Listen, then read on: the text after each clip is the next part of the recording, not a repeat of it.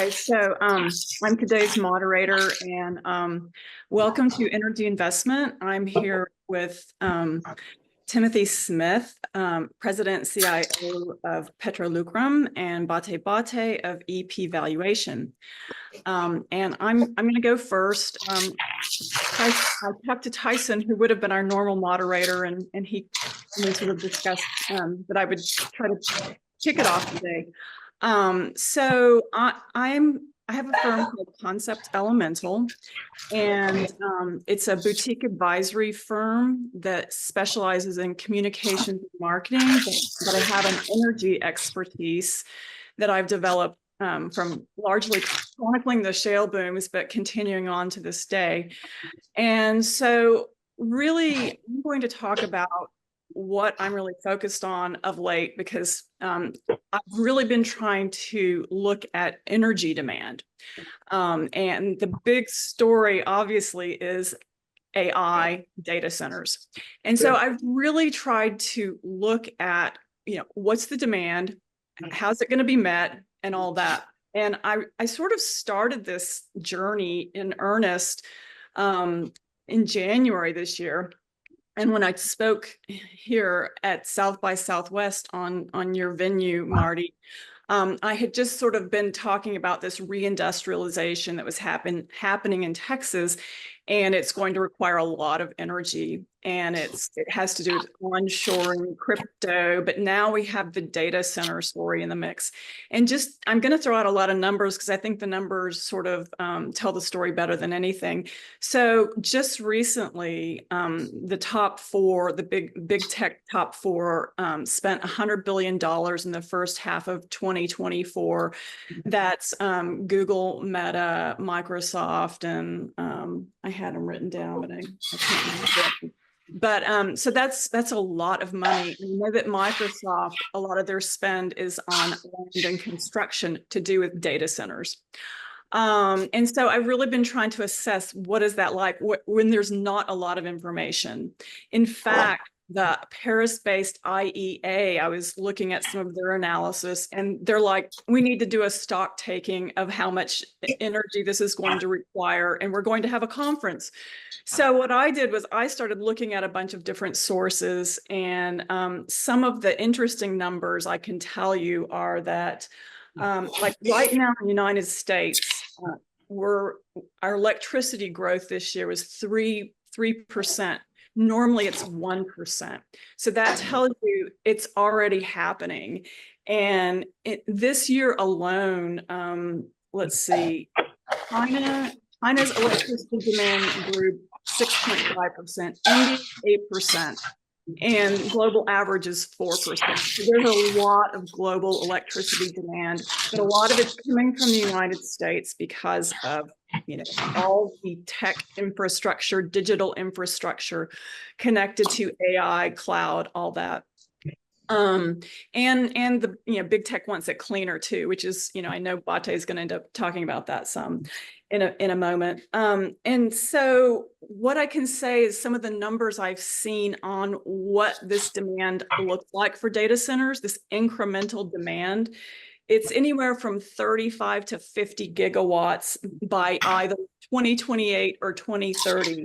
That's the equivalent of adding a California or two in the next 5 years. So that's a lot of and a lot of this is coming from general economic growth around the globe, air conditioning, heat, and just increased electrification. Now, there's also a really interesting North America story connected to all this growth, and a midstream firm called PC Energy, formerly TransCanada, tried to quantify what the natural gas demand is looking like, because natural gas will absolutely be called upon, for a lot of this data center growth, because we need this reliable base load. And the numbers they used were that North America gas demand will grow 40 BCFs over the next 10 plus years. In the United States, we grow 26 BCF per day, and that's LNG exports, exports to Mexico, and power gen. Now, the interesting thing about United States natural gas growth of 26 potential BCF per day, we're 110 BCF market. So that's a lot of growth. And then also you have Canada and Mexico in there. So it's a really positive North America story on LNG exports and meeting this new demand from, advanced economy, industrialization to do with digital infrastructure partly. And also just with oil and gas, and I know that Timothy will probably speak to this too, is, we're 102 million barrels a day growing to 104 next year. So there's growth, there's just overall growth around the globe. So call on oil and gas is strong. The other thing I just want to mention is that, one thing to note is with these data centers that in fact 90% of their operating costs is for power. So that just this tells you a lot. And CPUs relative to GPUs are like 10x the amount of power of CPUs. So that also kind of indicates that this growth is going to be considerable potentially. There was just an announcement yesterday, in fact, by Microsoft, NVIDIA, and BlackRock that they're going to start a $30 billion fund solely focused on data centers and power. So I thought that was really a sign of the times, and I've been really cranking out on this story as well, just looking at the numbers. And then Jennifer, I think that Larry Ellison said he's going to spend $1 billion on mini nukes to power data centers.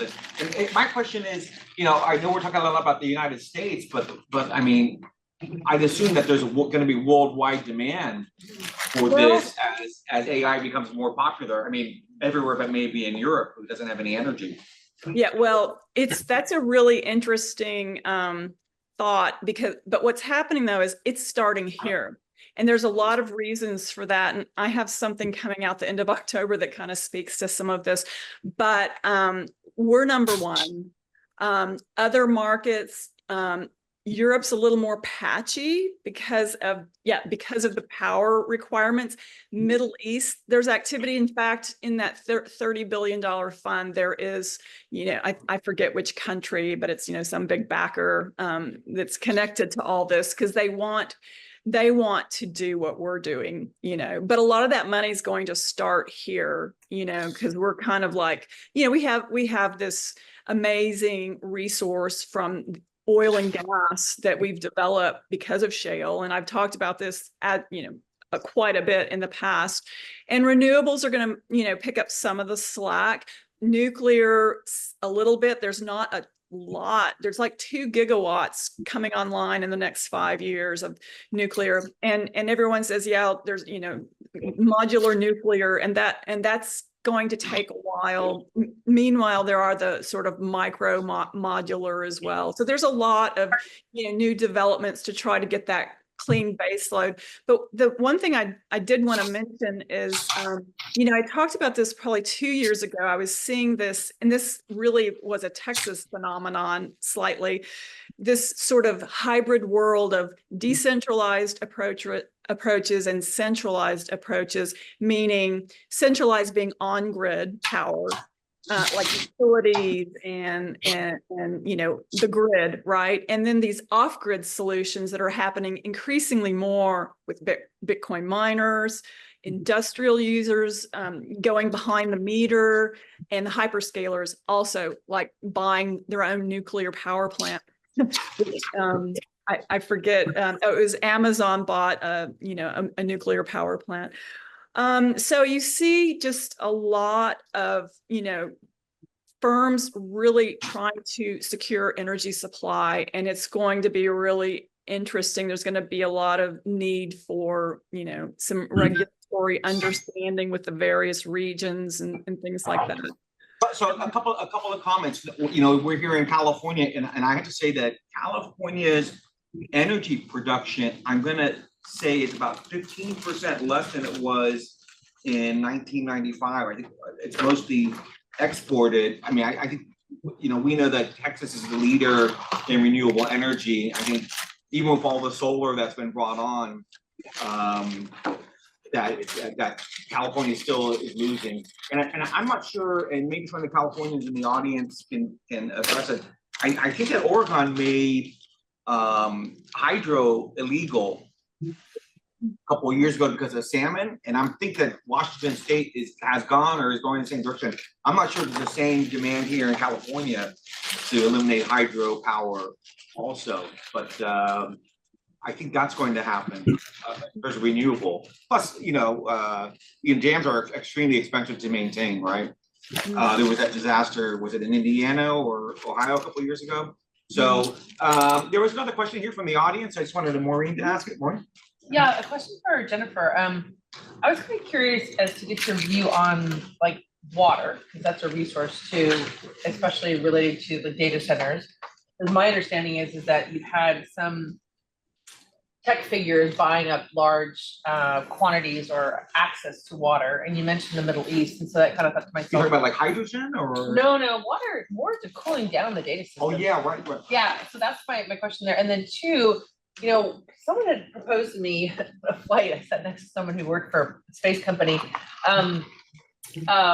Has anyone ever thought about using solar and maybe putting some of these data centers out in space, because you can cool them down, plus you get the you know, the obviously the solar from the sun. Is that even feasible? You know? Right. I mean, so that actually there was a book that was written by the guy that started that company in Texas, the think tank, and he said that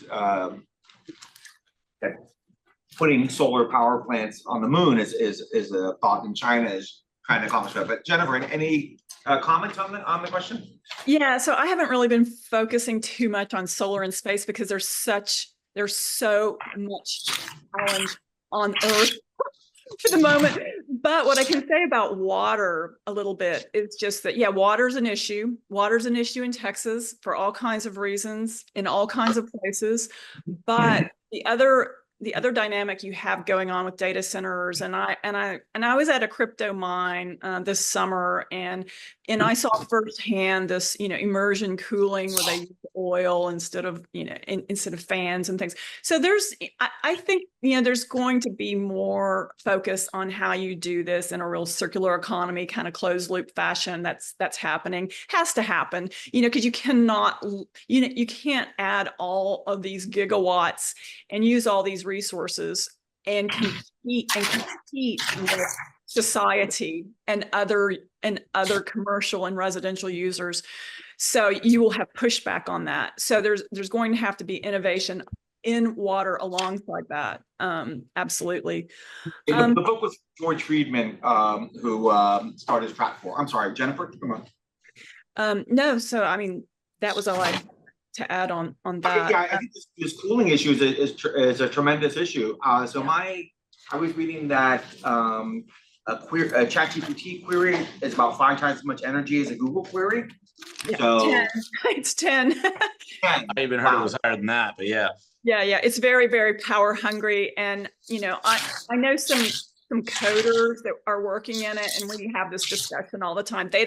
Some of them don't even like AI because of the, you know, energy intensity and resource intensity. And so, you know, so the interesting thing, so there was an announcement, and then I'm going to move to Timothy. There was an announcement by BP, you know, that they're going to be doing AI with Palantir. Now they've had a 10-year relationship with Palantir already, you know, working on their operations. They're specifically going to use LLMs, you know, generative AI, because they want to try to, you know, find other operational efficiencies in their production around the world, and, you know, find insights and strategies and all that. And the question is, okay, for the spend, so you're going to spend $5 billion for this, you know, are you going to reap the rewards, the value, right? And so at the end of the day, if you don't reap the rewards, the value for the spend, you know, it's going to, you know, that's where the rubber meets the road to me. And then there's the power usage alongside it. So, you know, there's a lot to all this, and it is just evolving. I mean, like I said, the data and the real forecasts and scenarios are not there. I've seen really, you know, that 35 to 50 gigawatt, I've seen even higher expectations from sort of more tech leaning type analysts, you know, so it's just all over the map, and we're at the base of a hill looking up basically on this with energy demand. Well, I will next. Timothy Smith is, again, President CIO of the family office Petro Lucrum, and he is both an investor, entrepreneur, and family office manager. And I know that you are also doing something else new alongside your family office. So please take it away, Timothy. Thanks, Jennifer. I appreciate that. And Marty, great to see you again, sir. And hello to everybody in San Francisco.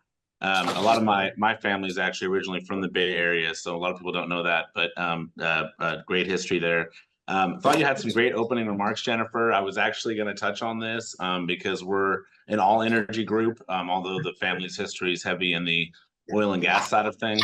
I just got to touch on some of those points before I dig into a little bit more of the background and the stuff we're doing. But as of course a lot of people have been quoting recently, and I don't want to act like I have the correct version because there was quite a bit of edits, but Eric Schmidt was at Stanford talking about this very thing and saying that in the coming years, the US, even regardless of all these new developments of energy and so on, will not have enough energy to keep up with demand, and that we'll have to partner with Canada, probably the Middle East, to even be able to substantiate that level of growth. And frankly, you look at, I'll take Texas as an example, but California too, we've got a great source of energy, but the grid is always a question, right? If there's too much demand in summer, do we have to do rolling blackouts here or in California? Are there other issues?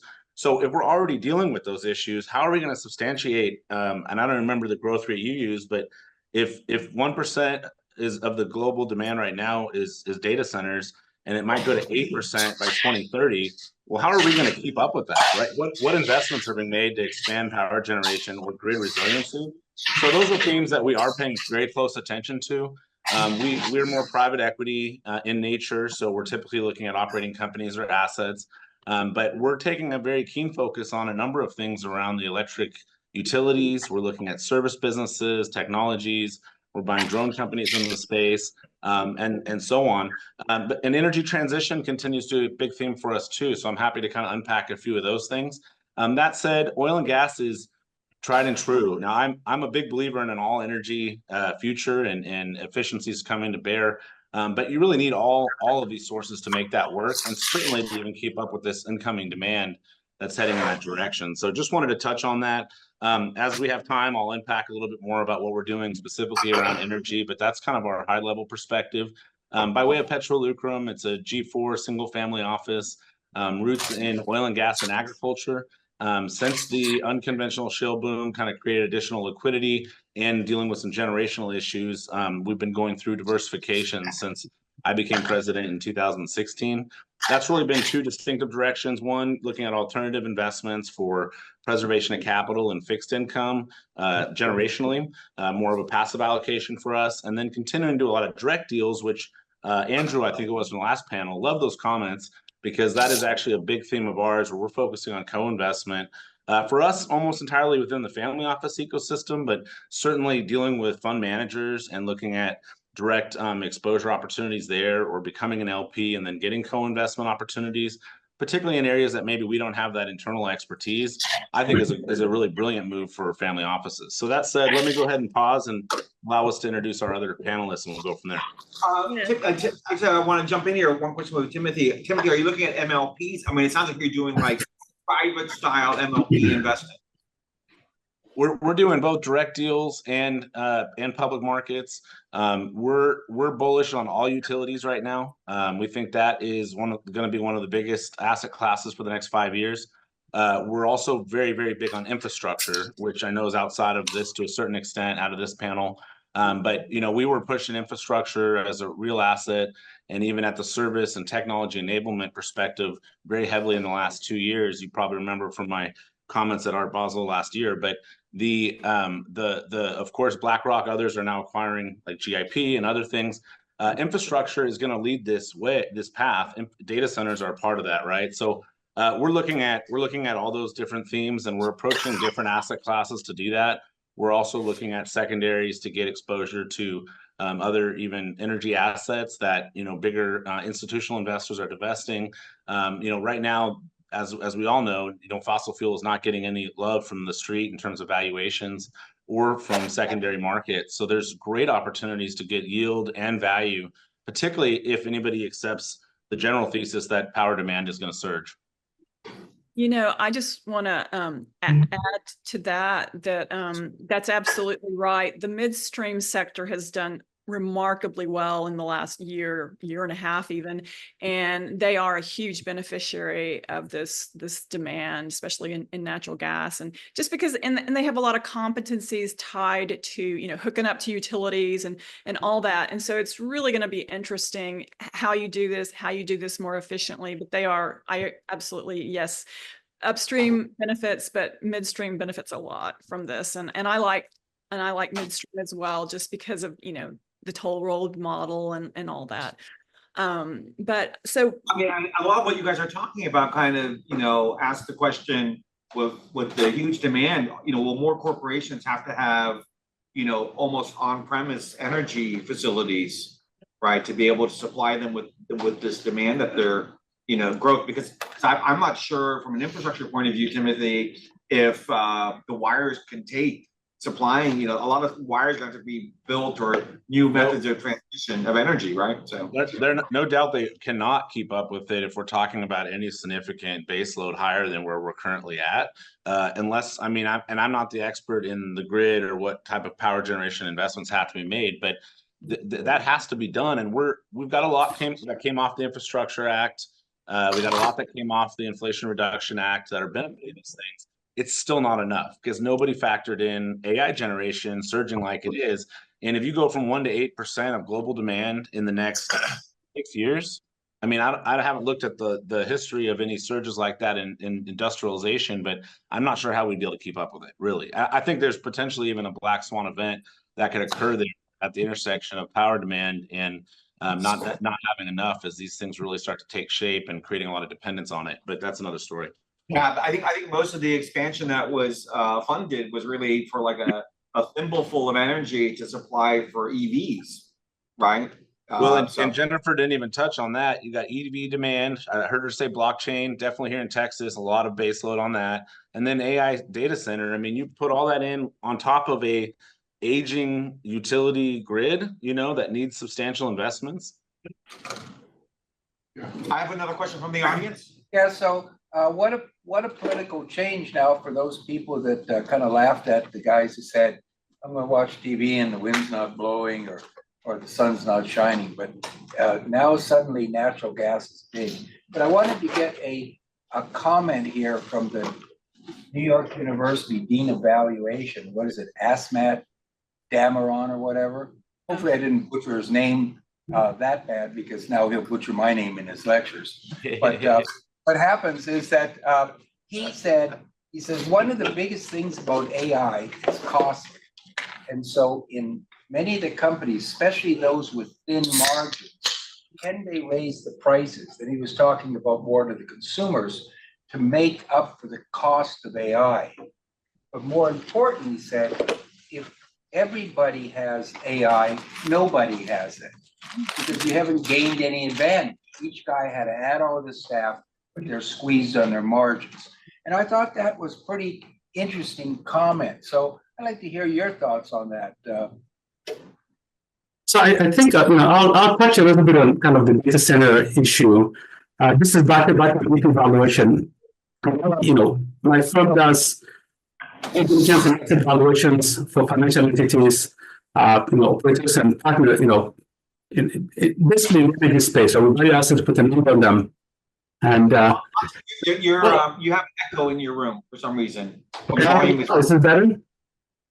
But your volume is high. Maybe you can turn the microphone down a little bit. Yeah, let me do that. Hang on.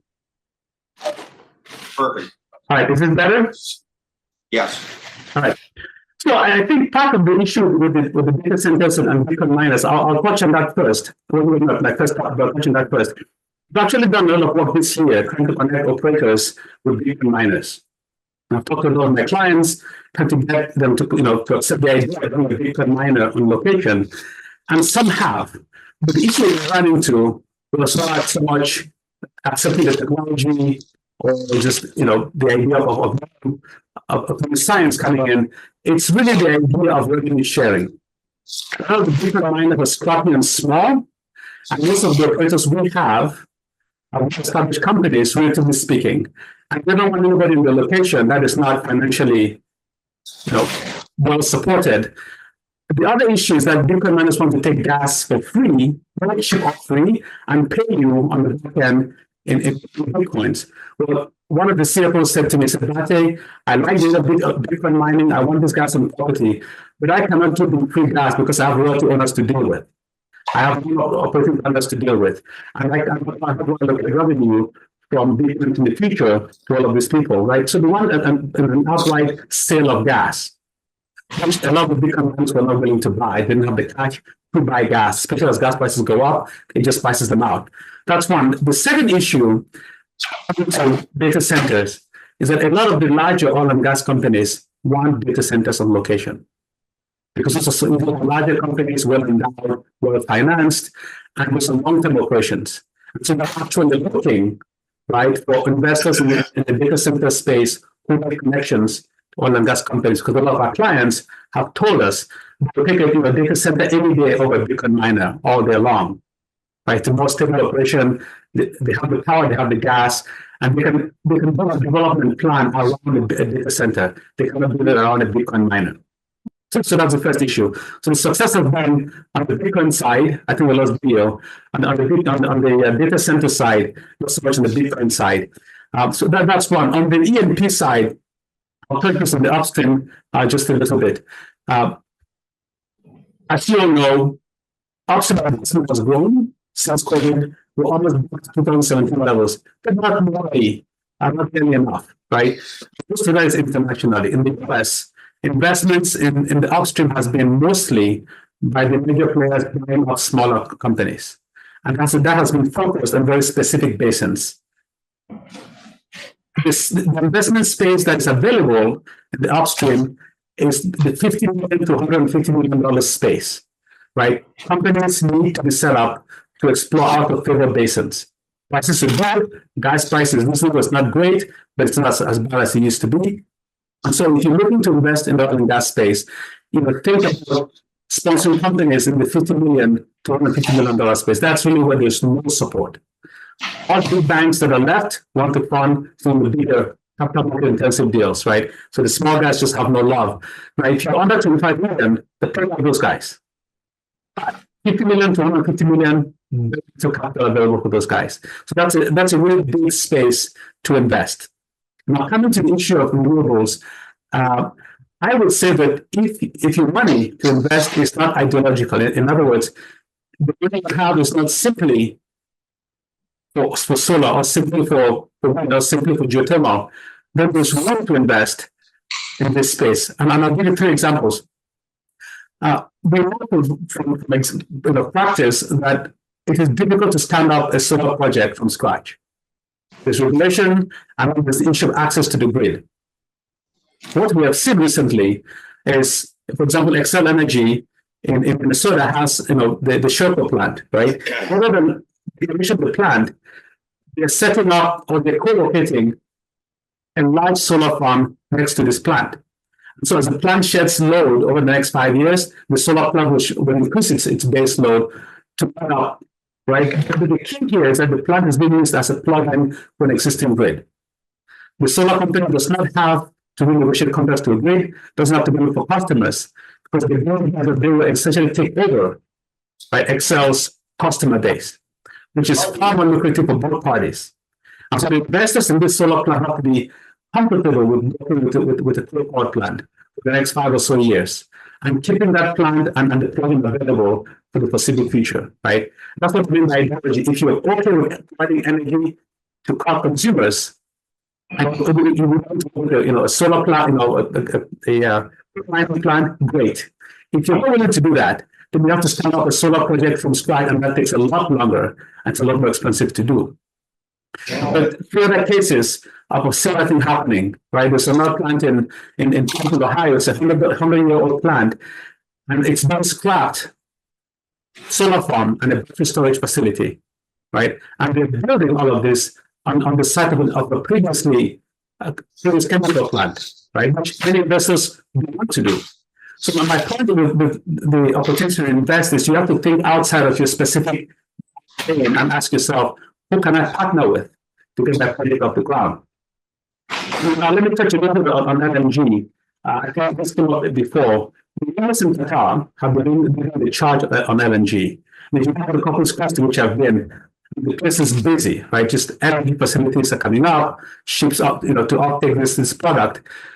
Even Japan now buys 10% of the supply of LNG from the US, and they're increasing that purchase because the US have done an incredible job of setting up facilities for LNG.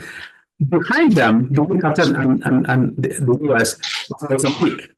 I was involved about 2 months ago. We were planning to buy gas from Mozambique and build an LNG facility and ship it to Europe. We did not get a buy in Europe. As one of the CFOs, the CFOs from the European company, they don't want their gas or the energy and their defense from the US.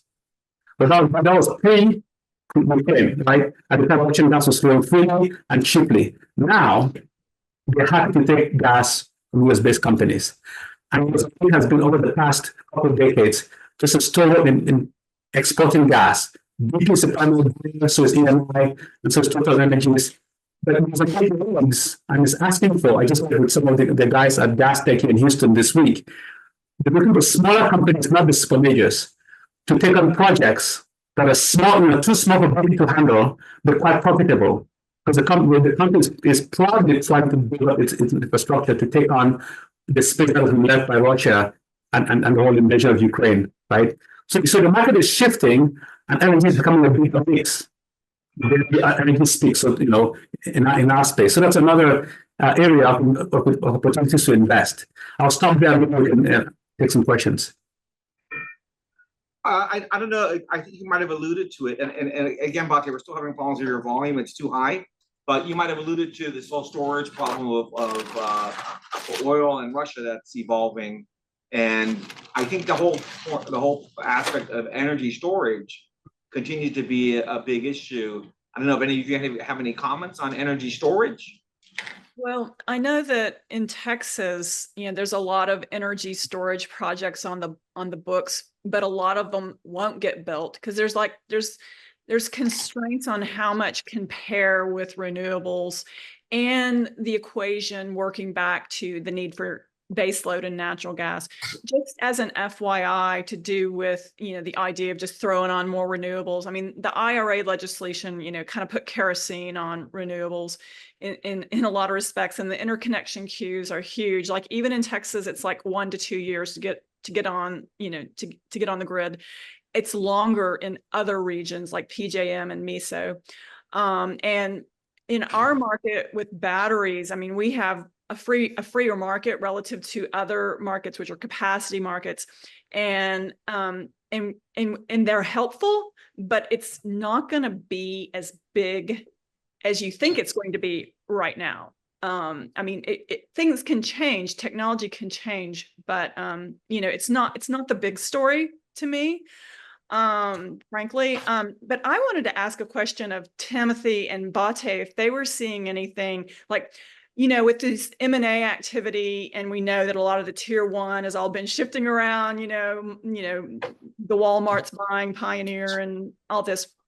What are you seeing in like tier 2 locations as far as what do you see reshuffling right now, and where, like what basins? Go ahead, Tim. I'll go ahead. Oh, go ahead, Bate. All right, so tier 1 is generally your Delaware. Okay. Better, yes, that's Right. better. So tier 1 is your Delaware Basin, IvyFON, right, Bakken, right, and maybe the Appalachian Basin. Tier 2, we're looking at the Horn Basin and similar basins, the Uinta Basin, and even kind of the work in Colorado. What we've seen is that as activity in Tier 1 has picked up and the big players have got, blocking a lot of acreage, most of the development is not moving right to Tier 2. But that doesn't mean, when I think it's always an issue that Tier 2 is bad. Tier 2 is never bad, it's just not as invested in. And what I now is that as companies focus on Tier 2 development, we're seeing similar types of production rates as we did before, right, in what was Tier 1. Just because the completion technology is so much better, by the ability to get wells in place. We can do this in 6 years instead of 10 or 15. So the cost to production is lower, which means that the net production margin is higher. And so Tier 2 is doing just as good as Tier 1 did 5 years ago, put it that way. And that's strong. And so Tier 2 is really more of a mentality thing and less of an engineering thing, right? Because in engineering practice, we're able to get to this rock, frack it, and bring production to market at a much cheaper cost than we did 5-10 years ago. Yeah, those are some great points you brought up. And some of the big benefits of the unconventional shale boom is certainly the technology is in many cases very applicable to conventional assets as well. And so for those that understand, where there's good high quality assets, there's a lot of room to harvest additional reserves, great secondary recovery and enhanced oil recovery type of options. Particularly as a lot of the money and interest has waned in the industry and certainly domestically, as a lot of the majors have started pushing internationally and consolidation continues here. So for the family office investors or institutional investors, there's a lot of opportunity if you're going for direct or co-invest to participate alongside major funds in the space. You can also partner directly with operators that have significant portfolios. Or as I mentioned earlier, and I heard somebody talking earlier about secondaries, secondaries in energy right now are very attractive because you're getting high quality assets that have already been well engineered, and there's very predictable cash flow and future valuations. You can also hedge out your price risk if you happen to be more bearish on where prices might go. And those are trading at discounts right now to their underlying asset values because of illiquidity issues. Some of that's ESG related, institutions wanting to divest of certain assets. Others are liquidity issues, right? Because of where the markets are at and yields. And then of course, in some cases, it's continuation type vehicles or otherwise. So there's a lot of opportunity through that ecosystem as well. And to be able to take advantage of those types of opportunities. And so much is data led these days. The efficiencies of the rigs is up 4 times than what it used to be. You're really not doing, for those that are outside the oil and gas industry, you're really not taking gambles anymore, at least not domestically, because you really understand what's there. It's just a question of how well the actual rock will perform for you. And with the right engineering and track record, you usually can pull that off. Timothy, just go a quick question on that with regards to secondary. So do you have your own team internally, or do you have an external team that you use to review these deals? And I assume that when you're talking about secondaries, you have the ability to look at a portfolio and pick out the best parts of the portfolio. Is that right? Yeah, so the short answer is it's a little bit of both. So we certainly still consult expertise in terms of engineers or geologists within a particular basin or asset class. Even with the expertise that we'll have internally, it's always necessary in our opinion. When you're looking direct, when you're going into buying an LP stake, if you are, or buying directly into an existing company, then we're still going to underwrite the assets the same way we would if we were doing a direct deal. The advantage, of course, is that it's a lot of it's already done, and we don't have to worry about as much of the execution risk because we can go into that. So using some outside advisors is important. You can also benefit or obtain that through co-investment as well, through other family offices that have that technical expertise. We do the same thing when we get outside the industrials or energy. We lean on expertise that other family office co-investors have. And so I would certainly encourage those that are interested in the industry to find the right types of partners to do that with, or definitely seek out the right advice, because I heard the comments earlier about, are we cherry picking out the right deals for the continuation vehicles or to offer up to co-invest? Well, you're going to have to underwrite all those yourself. Half the time, they're not going to be the high quality stuff, right? And same thing goes in oil and gas. I have a technology question for either of you. So, we continue to see all these increases in productivity in shale. I mean, I was seeing numbers like, 20% last year, and there is at some point of diminishing returns. Do you see machine learning and these other, AI and that helping, or just at the margins? I mean, what's your take on what we've been doing and what's possible for real? So, good question. When it comes to issue of diminishing returns, I think we have found out, we've reached that point, right? In some areas that's 700 feet spacing, in others that maybe a 500-foot spacing. So generally, once you see interference and you kind of get the current child well issue, you begin to see diminishing returns, right? So we have that in a kind of a sense in terms of the rock itself. Once you solve that, once you decide you have the optimum spacing, the question becomes how do you produce the reserves that are potentially there more efficiently than the previous operator did, or than you yourself could do five years ago, right? The efficiency becomes the issue. That's where AI comes in, right? Can we reduce the number of people it takes to do the work, right? And we lean on some of the service companies who actually do the work in the field to provide you the kind of formulas and the kind of processes that allows for faster drilling, better logistics to complete, and just kind of a more. I'll give you an example. Our clients, each time they buy an asset, they go out and they put samples in all the wells. But once they do that, it's a kind of purpose. It's not an exception. They only send the person out when the well goes down, because now they have a sensor that tells them that, right? That takes a lot of costs that was previously built into the price of oil.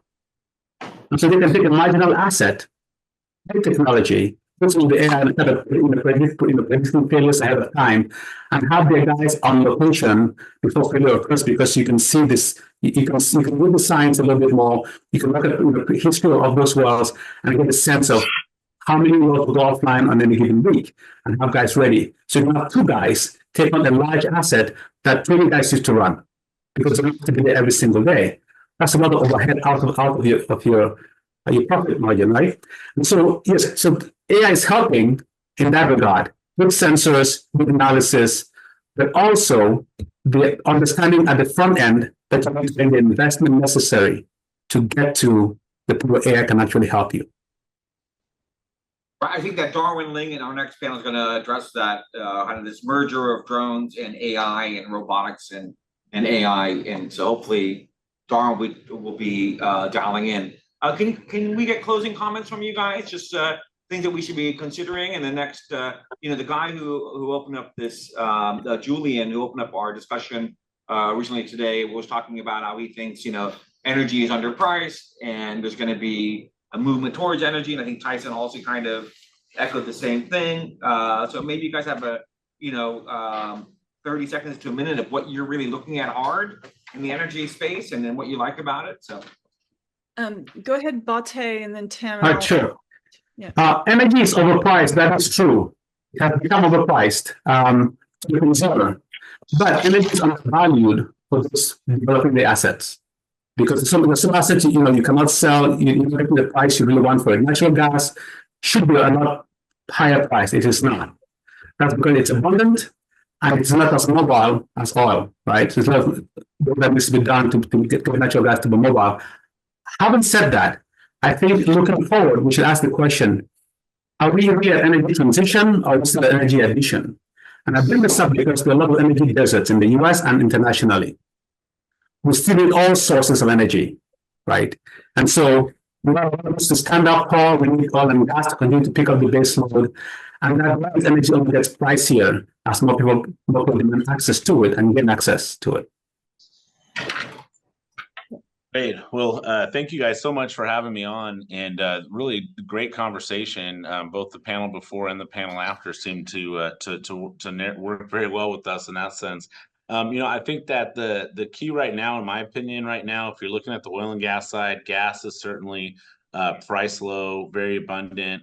There are a number of themes besides power generation, including LNG exports to Europe and things like that are going to continue to create value. So there's a lot of opportunity if you view it from a buy low, sell high perspective with a 5 to 10 year outlook.